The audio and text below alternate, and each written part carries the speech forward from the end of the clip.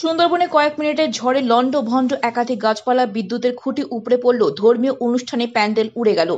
উত্তর চব্বিশ পরগনা বসিরহাট মহকুমার হিঙ্গলগঞ্জ ব্লকে সুন্দরবনে দুলদুলি গ্রাম পঞ্চায়েতে কেদারচকে স্বরূপকাঠি সহ একাধিক গ্রাম জুড়ে টানা 1 ঘন্টা ধরে ঝড় বৃষ্টিতে লন্ডভন্ড গাছপালা, ধর্মীয় অনুষ্ঠানে প্যান্ডেল সহ একাধিক ইলেকট্রিক পোল পড়ে গিয়ে গোটা সুন্দরবন জুড়ে অন্ধকারে ডুবে রয়েছে। এখানে হিঙ্গলগঞ্জ থানার এই যে কেদারচক গ্রামে প্রচুর বর্ষা ঝড়, 1 ঘন্টার উপরে বর্ষা ঝড় হয়েছে। সারা জায়গায় গাছপালা ভেঙে ভেঙে পড়ে গেছে। সে প্রচুর হারে ক্ষতি। আমাদের এখানে অনুষ্ঠান ছিল, সে অনুষ্ঠানও হচ্ছে ক্ষতি হয়ে গেছে। সব অনুষ্ঠানটা নষ্ট হয়ে গেল। আজকের বাউল গান হওয়ার কথা, বাউল গানটা বন্ধ হয়ে গেল।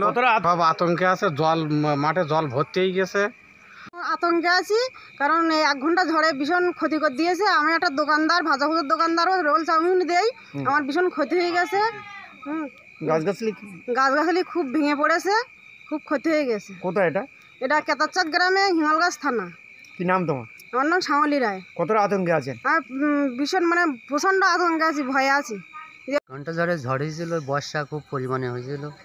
তার জন্য কিছু দোকান বাড়ি ভেঙেছে, গাছপালা ভেঙেছে।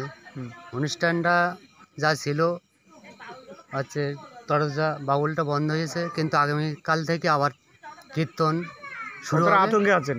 আতঙ্কে আছে, কিন্তু সকাল অনুষ্ঠান সূচি সহ যেভাবে অনুষ্ঠান আছে, কালকে আগামীকাল 9টা 10টা থেকে কীর্তন হবে, এটা আমার আশায় আছে।